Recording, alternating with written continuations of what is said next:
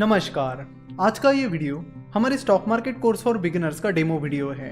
पिछले कुछ टाइम से इंडिया काफी तेजी से ग्रो हो रहा है, इसलिए इंडिया को लैंड ऑफ अपॉर्चुनिटीज भी कहा जाने लगा है। आने वाले कुछ सालों में इंडिया की ग्रोथ काफी अच्छी होने वाली है और इसके पीछे कई सारे फैक्टर्स हैं, जैसे कि यंग पॉपुलेशन, बहुत सारे स्टार्टअप्स आगे आ रहे हैं। आजकल बहुत सारे स्टार्टअप्स नई नई इनोवेटिव चीजें कर रहे हैं, नए नए प्रोडक्ट्स लॉन्च कर रहे हैं और अच्छा बिजनेस कर रहे हैं, जिससे इकोनॉमी को काफी फायदा मिल रहा है। साथ ही वो लोगों के लिए कई सारी जॉब अपॉर्चुनिटीज भी ला रहे हैं। इंडिया के पास बहुत सारी यंग पॉपुलेशन है, जो कि आने वाले सालों में इंडिया के लिए एक पॉजिटिव साइड रहेगी। पिछले कुछ सालों में इंडिया बस आईटी और सर्विसेज सेक्टर में आगे था, लेकिन अब धीरे धीरे मैन्युफैक्चरिंग सेक्टर भी ऊपर आ रहा है और बहुत सारी फॉरेन कंपनीज इंडिया का मैन्युफैक्चरिंग सेटअप तैयार करने की कोशिश कर रही है और कुछ कंपनीज ने तो सेटअप कर भी लिया है। तो इंडिया का मैन्युफैक्चरिंग सेक्टर काफी बढ़ने वाला है। तो इंडिया के मैन्युफैक्चरिंग सेक्टर को आपको जरूर ट्रैक करना चाहिए और देखना चाहिए कि इंडिया के मैन्युफैक्चरिंग सेक्टर में क्या क्या अपॉर्चुनिटीज है। वो अपॉर्चुनिटीज इन्वेस्टमेंट के हिसाब से भी हो सकती है और बिजनेस के हिसाब से भी हो सकती है। और इंडिया की चल रही ग्रोथ को देखकर बहुत सारी फॉरेन कंपनीज इंडिया में इन्वेस्ट कर रही है, जैसे कि आप देख सकते हैं अलीबाबा और सॉफ्टबैंक बहुत हेवीली इंडिया में इन्वेस्ट कर रहे हैं। साथ ही बहुत सारी यूएस की प्राइवेट इक्विटी फर्म्स है, वेंचर कैपिटल्स है, जो इंडिया में हेवीली इन्वेस्ट कर रहे हैं। तो हम इंडियंस को भी इन अपॉर्चुनिटीज को ढूंढना होगा और इन अपॉर्चुनिटीज का फायदा उठाना होगा, क्योंकि आप कह सकते हैं कि इंडिया फिलहाल एक इन्फ्लेक्शन पॉइंट पर आ गया है, जहां से चेंजेस होने शुरू हो गए हैं। तो आप इन्वेस्टमेंट करके इन अपॉर्चुनिटीज का फायदा उठा सकते हो। वो इन्वेस्टमेंट स्टार्टअप्स में भी हो सकती है और स्टॉक मार्केट में भी हो सकती है। तो फिलहाल हमने ये जो कोर्स बनाया है वो स्पेशली बिगिनर्स के लिए बनाया है, जो स्टॉक मार्केट को शुरुआत से सीखना चाहते हैं। मिस्टर वॉरेन बफेट, जो कि फिलहाल दुनिया के 3rd रिचेस्ट पर्सन है, उन्होंने 11 साल की उम्र में स्टॉक मार्केट में इन्वेस्ट करना शुरू किया था।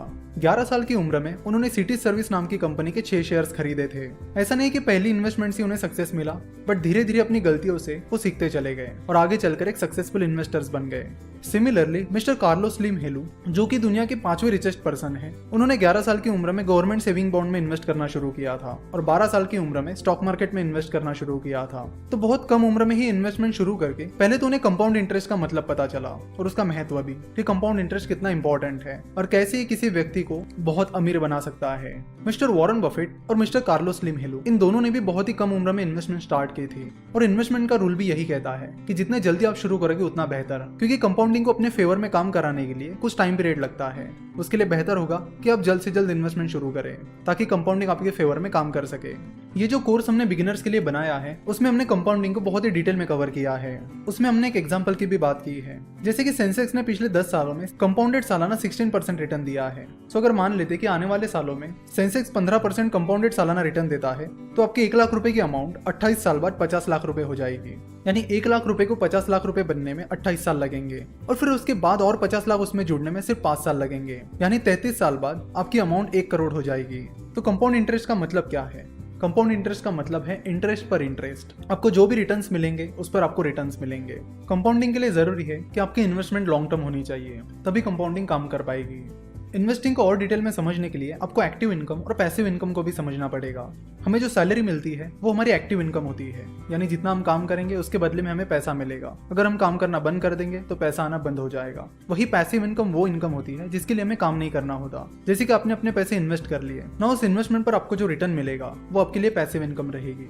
तो आप सिर्फ एक्टिव इनकम पर डिपेंड नहीं रह सकते। मिस्टर वॉरेन बफेट कहते हैं कि if you don't find a way to make money while you sleep, you will work until you die. यानी वो कहते हैं कि आपको ऐसे रास्ते ढूंढने होंगे जिससे आप जब सो रहे होते हो तभी पैसा आपके लिए काम कर रहा होता है। अगर आप ऐसा नहीं करोगे तो आपको मरते दम तक काम करना पड़ेगा। तो आपका मेन काम ये है कि एक्टिव इनकम को सेव करके उसे पैसिव इनकम में कन्वर्ट करना।